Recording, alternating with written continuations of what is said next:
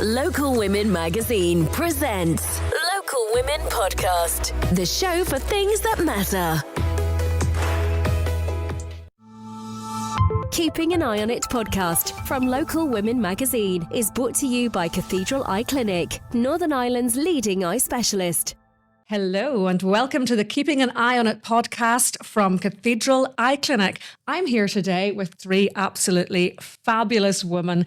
Every week I get to meet three more women from Northern Ireland, and today we've actually gone a little bit further afield. We have gone over the border, and I'm bringing you a wonderful lady here. Now, ladies, who do I have today? I have Lisa Peacock. Now, you are a hypnotherapist and coach. That's not the hypnotherapy that I'm thinking of, is it? No. I'm thinking of the chicken, aren't I? Yes. That's not it, is it? It's a preconception that most Yes. people have. Yes. So what is it? So hypnotherapy that I use is about helping anyone really move from a place of pain that they might be feeling, whether it's, being stuck in a situation where they're feeling a lot of anxiety, maybe they want to do weight loss, maybe there's other things going on in their life. And when at that place of pain, I help them move to a place where they feel really, really great and empowered in themselves really quickly through the use of hypnotherapy. Wow, that sounds absolutely incredible. And next to you, I have the wonderful Niamh McCluskey. Now, you're a business owner. You own Radiant Beauty in Omeath, a place that I'd only ever been to for the first time last month. I had never set foot in Omeath. It's really nice. Should have called in. It's lovely. It really is. It really is nice. So tell us a little bit about what you do down there.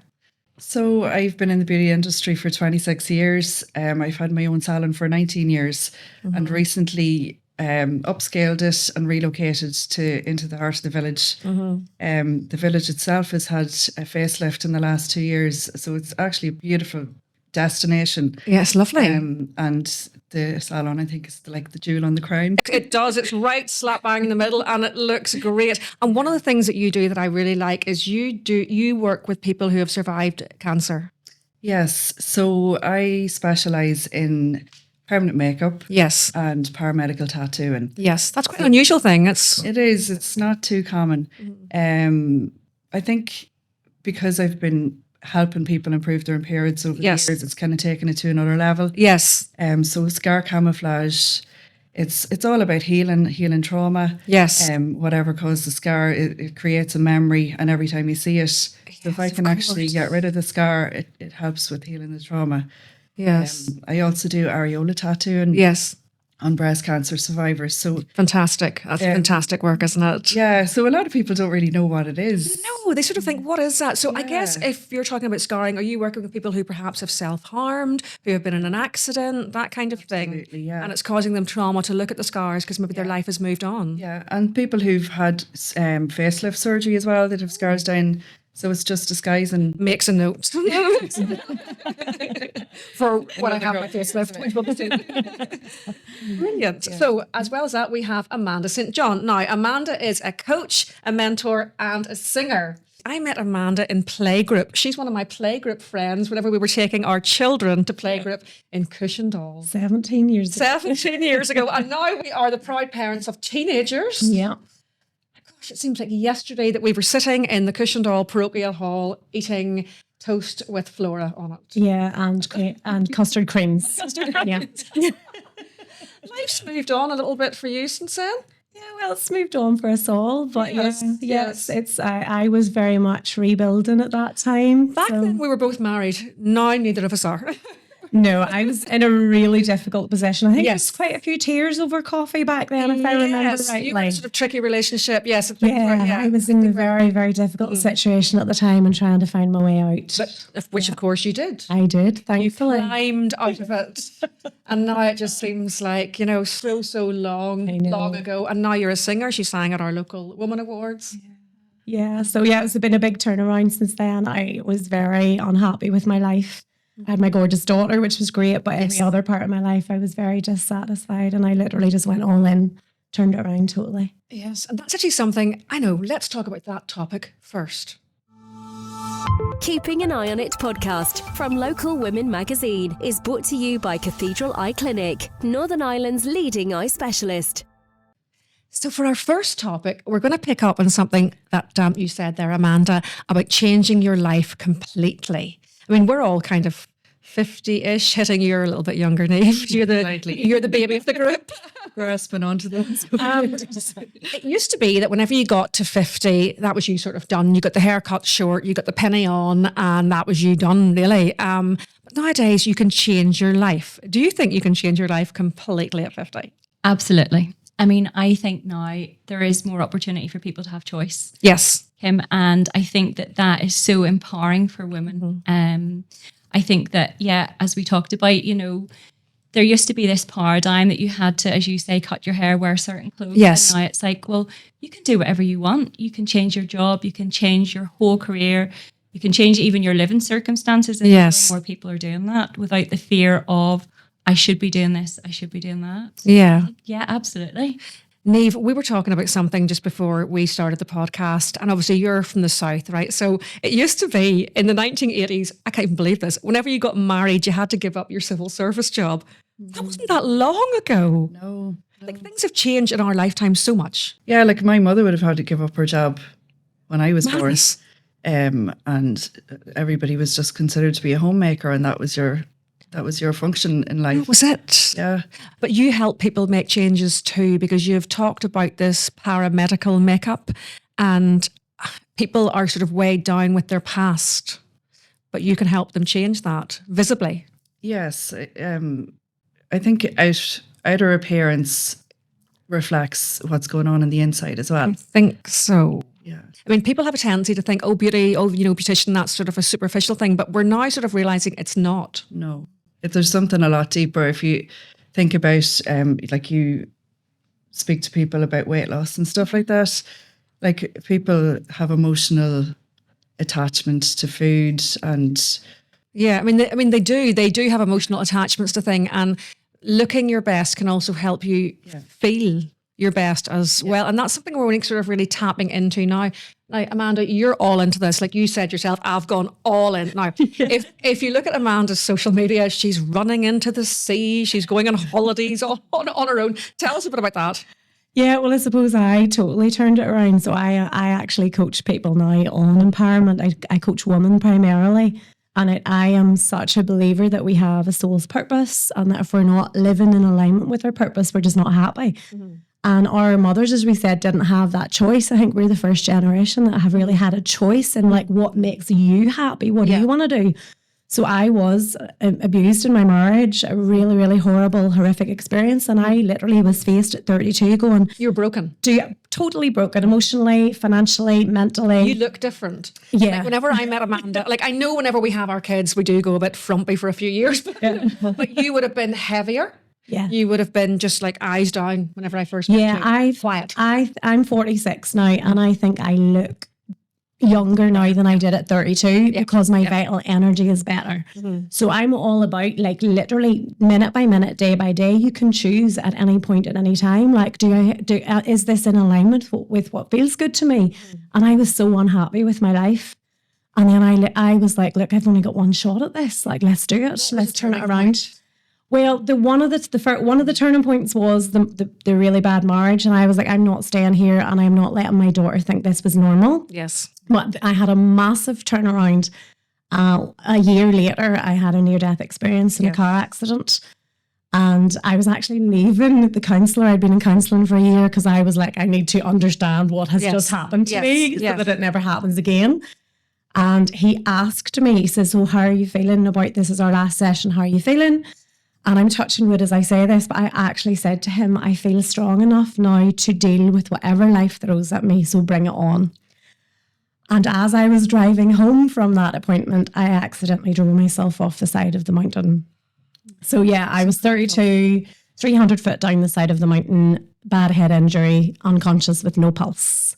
Wow. And yeah, it was pretty, talk about wake up call. Mm-hmm. So my first conscious thought was, oh my God, I'm going to die. I knew I was so close to death. I actually remember that the choice that I could have died if I wanted to. And my underlying feeling at that time was disgust that I had wasted my life. Wow. that you think you have time. Do you know, you keep delaying when I have time, when I have more confidence, when I have more money, when the children are up. And feeling a bit sorry for yourself. Yeah, you know, and feeling a bit sorry. keep pushing the boat because we think we have time. And then I was like, oh my God, my time is gone. So I am because I had that experience, I am so like, people do not waste. You do not know what time you have left. And when it's your time, I want you to feel proud of what you've achieved. Yes. Not that level of regret. Amazing. That's amazing. So Lisa, if somebody came to you like me, say I came to you and went, Lisa, I want to change my life. Where do we start? What is it you're looking to change is the first thing? Everything. I'm just fed up. I'm fed up. Like, I'm fed up. You know, I want to have, say I wanted to have like a relationship. Yeah. Not me, but say I wanted to have a relationship. I wanted to get married for the third time. You know, that kind of thing. I wanted to find love. Say I came to you and went, I'm so lonely. I want to find love. Okay. What can you do for me? So basically what we're looking at is what's going on in the subconscious mind, because we all have patterns of thinking. Oh, yeah. Patterns of behavior. Oh, yes. And what everyone around the table will notice is that as you go through life, you'll find that you go in circular patterns. So how love shows up in your life will have been a pattern. So sometimes what happens, as you can probably imagine, girls, is that you go through a relationship and you take those same issues into the next relationship. 100%. You haven't solved them. Can relate. The thing is that program is generally set before the age of 7. So what happens between 0 and 7 is you're actually in a permanent hypnotic state. You're taking in everyone around you's view of the world, your caregivers, your parents, your teachers, your aunts, uncles, whoever was around you. And you develop this set of beliefs and values basically about yourself. Yeah. And you take them through your life thinking they're your own, but they're actually not. You've just adopted them from somewhere else. Now, if you think about the mind a bit like your phone. Yes. You plug your phone in sometimes and upgrade it. Mm-hmm.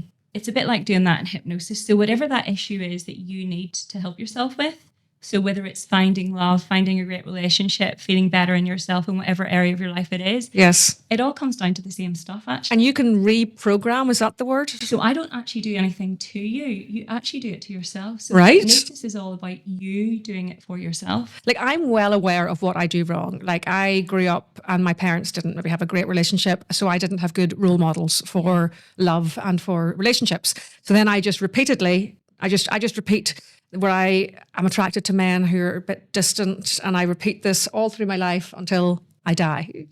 Okay. I can see what I'm doing. I can see very clearly what I'm doing, but I don't know how to stop doing it. So that's because the programming is in the subconscious mind. Yeah. 2 parts to your mind. Conscious is 10%. Yeah. That's the part you're trying to use to deal with all of that programming. I used to not realize and think I was just unlucky in love, but no. Yeah. No, I know exactly what I'm doing. So now. The thing is, the subconscious mind, that 90% is what we work with in hypnosis. Yeah. And when you go into the subconscious mind, that's when you can change everything literally in an instant. No. Because what you're doing is you're giving yourself the permission to make the change. And when you do that, your subconscious mind doesn't know what's real or imagined. It will do what you want it to do in those moments. And it'll do it instantly as well.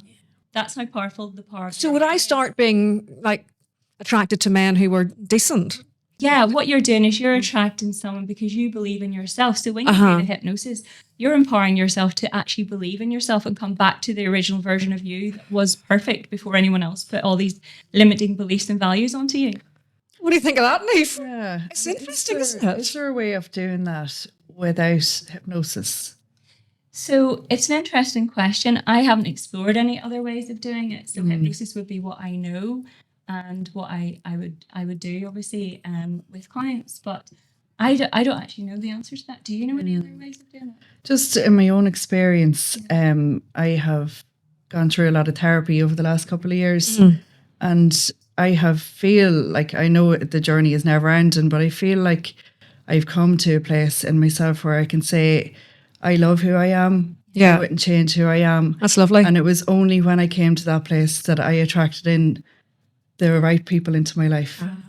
And relationship-wise, friendship-wise, like there was a whole, like cleaning out the wardrobe, basically. Like yes. There was like a big, massive changes in every aspect of my life. Yes. And it was like from a trauma, but it was through the healing of the trauma. Yes.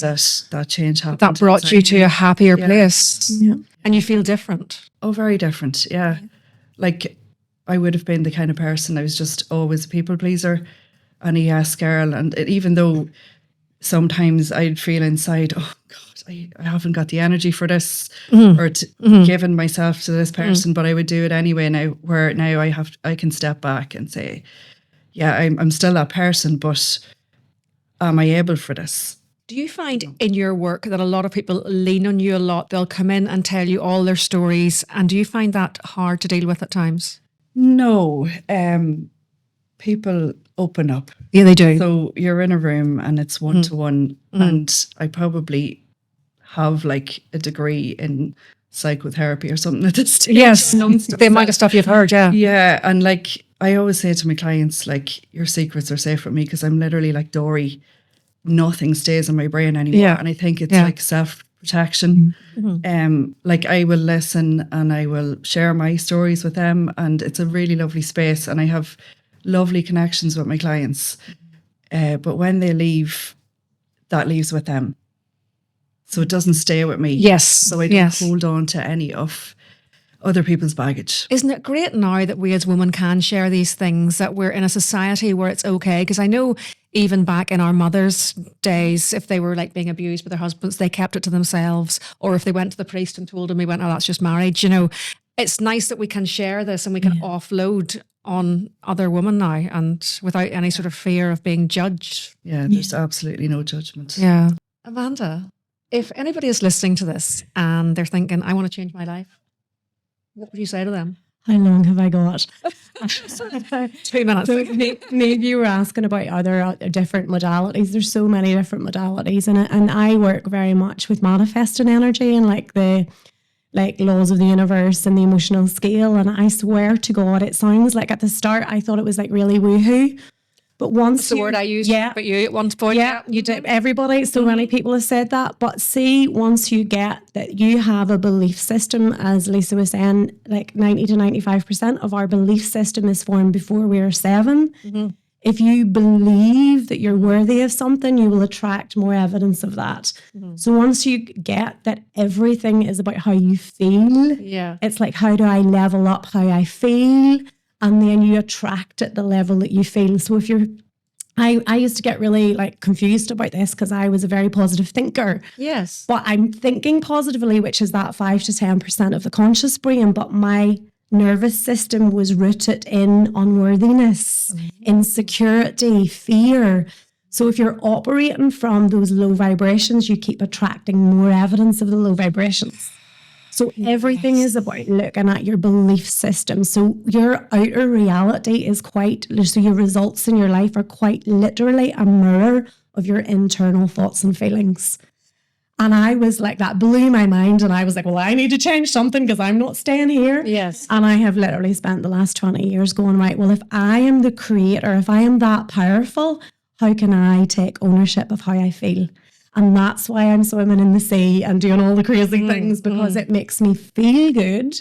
And when I feel good, I attract more good. There's an awful lot of power in this room right now. Do you feel it? Isn't it weird? Feeling. We're like kind of, I was going to say witches, but I mean witches in like a good way. I mean like we're good witches, you know? Like, we are. First time this you know, I know. Oh, I would 100% being burnt to the stake. I'm from One Street Village. But yeah, I do feel very sort of, there's like a vibration. What you can't see is there's 2 men sitting here going... Oh no, together. Actually, you know, they are clapping. They are clapping for us. But I do feel this energy, this sort of energy about what you've said. I've always believed that whenever one thing goes right in your life, like then something else goes wrong. Is that just stupid thinking? No, that is a fear-based belief. Yeah. That is literally, and then you I manifest. can't have it all. No, you can have it all, but only when you believe you can have it all. If your belief is something good has to be balanced by something bad, you will attract the bad to make yourself right. Oh no, right. Okay. This is how powerful we are. Yeah, it's a bit like, you know, whenever you're driving the car, say you're going somewhere to work in the morning and all of a sudden there's traffic in the morning. Yeah. You know, and you've banged your elbow on the door and you go, I'm just having a really bad day. you've said that to yourself and you believe that. And guess what will happen is you will have a train of events that will happen to give you a bad day. Yeah. And you just want to get to bed at night and get rid of that day. Yeah. Well, your brain has a filter. If you decide it's going to be a bad day, your brain is so powerful that it's called a reticular activating system, and it's a filter for, look, there's evidence of bad day. There could be 100 good things have happened in your day, but you don't see them because your beliefs is so focused, your filter's so focused. I once did think you were a bit woo, like, because obviously we sort of lost touch, and I saw her on Facebook or something, and it was the middle of the night. I was like scrolling, and I saw a video of you, and you were talking about abundance and money. For that time, I didn't really have that much money. I was a wee bit skint.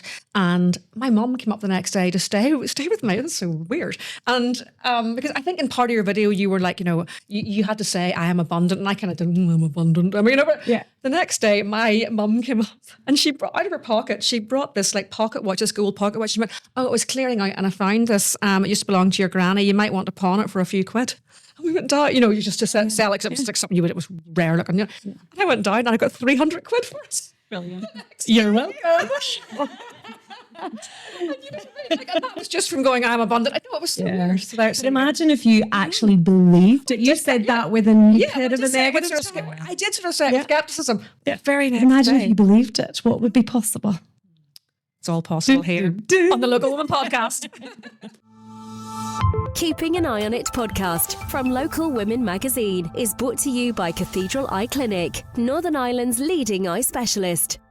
Make your living room the heart of your home with Glen Hill. From media walls to fireplaces, stoves to electric fires, we blend traditional charm with contemporary style. Visit Glen Hill, Stockman's Way, Belfast, or glenhill.co.uk. Glen Hill, affordable quality for over 40 years. Transform your home with style and grace. At Decora Blinds Belfast, we offer elegant, made-to-measure blinds, blending beauty with functionality. From vibrant Alumatech aluminium Venetians to stunning shutter blinds, each available in a range of colours and slot widths. Wood or PVC Venetians, you'll hardly know the difference. Add tapes for that extra touch of luxury. Discover timeless design. Discover Decora Blinds Belfast.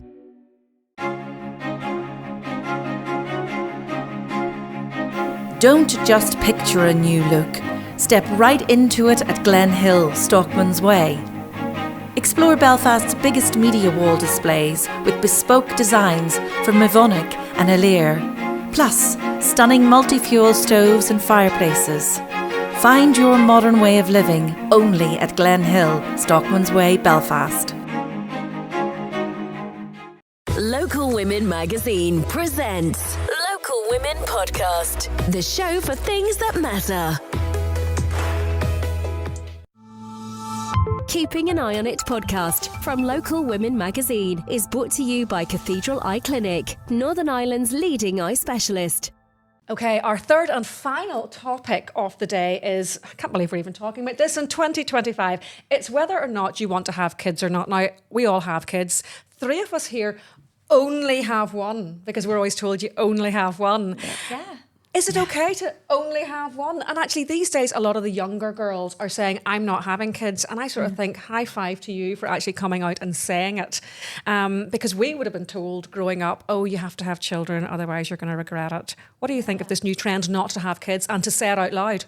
I think it's really empowering for these kids to be able to do that. I mean, as you rightly said there, Kim, in days gone by, it was expected that you were getting married and had kids. And the fact that 3 of us only had 1 kid, and I actually used the words, I only have 1 kid. I know. I mean, that is pre-programmed already there, isn't it? As if it's something wrong that you only had 1 kid. So I think it's an amazing thing to give them the voice and the power that they can choose what they want to do with their life. And there is not this preconceived idea that they have to act or be a certain way or in fact be parents, because life can be really hard, and these kids are probably a little bit cleverer than us actually, and they're going, do you know what, it's maybe too difficult to do that. I want to enjoy my life. So hats off to them. Niamh, we didn't really have that choice. It was always sort of thought you're going to get married and have kids, wasn't it? There was no sort of the way society was. and it wasn't even that long ago. 20, 30 years ago.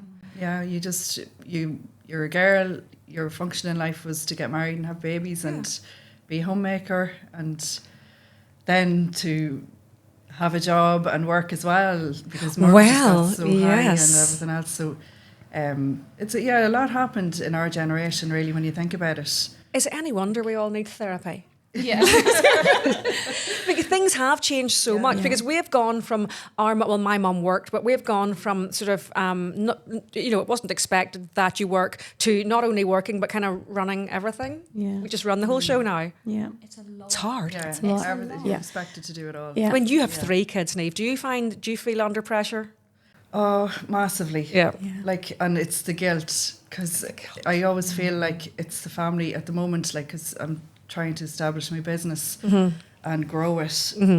It's the tearing apart, because the kids are there and I might get the dinner made every day and it's like pizza tonight or whatever. And it's like, I should be able to put spuds on the table today. Like, but it's tough, and even just homework and just to be there for them emotionally. Yes.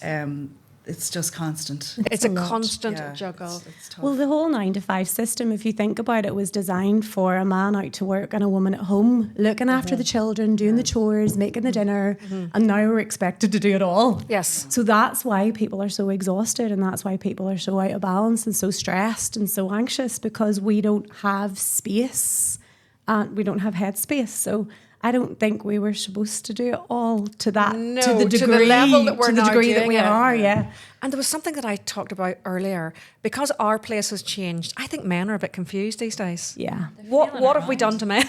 Yeah.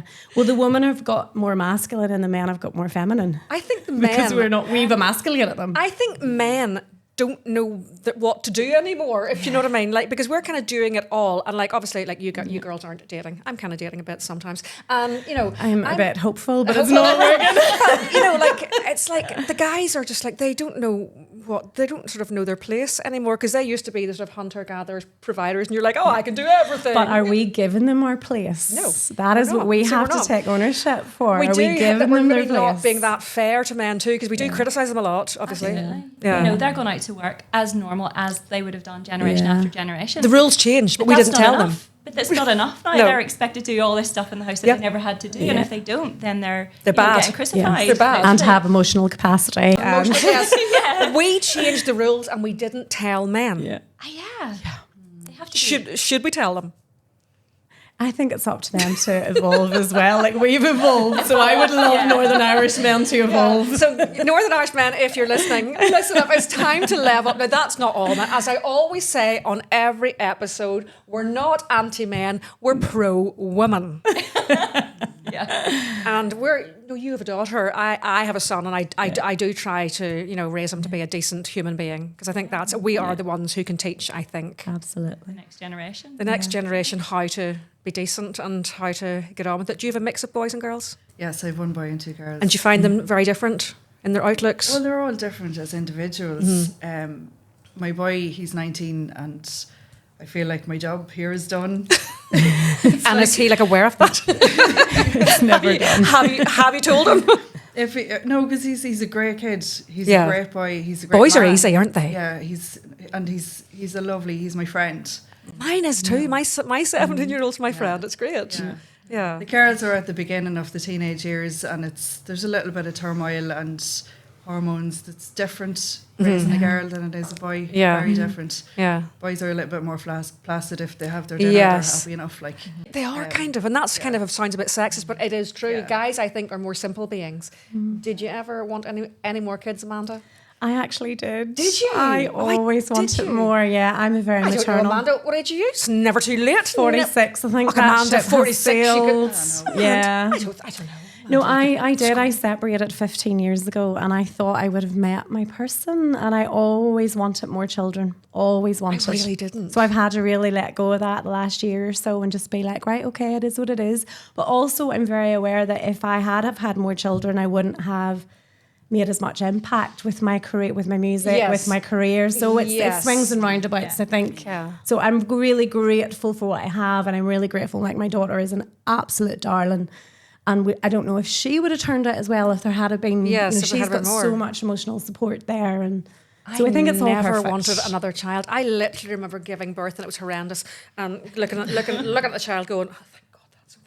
I'm not having another one. Like, I literally knew as soon as I looked at him, went, and like I always say to him, I really love you, but no, It's not easy, is it? Being a mom? It's not easy at all. It's not something that I would say, oh, you must have a child. It's really amazing. I mean, it is. Don't get me wrong. And I love my child. You see me with him all the time. But would I say to somebody, you should have a child? Absolutely not. Absolutely not. Don't do it, kids. See, I disagree because I think it's the most, I always wanted more. I think it's the most beautiful. It's very hard. It's very hard. It's very hard to maintain your own identity. But I think that's another podcast entirely. Can you girls come back next week and we'll discuss about finding your identity? Yeah, maintaining yourself. Maintaining your identity. Unfortunately, that is it from the Local Woman podcast. We've been keeping an eye on it today. We've been talking about all kinds of things with my amazing guests. Girls, thank you so much for coming. You've all been very honest. It's been amazing. Tune in next week. Local Women Magazine presents Local Women Podcast, the show for things that matter.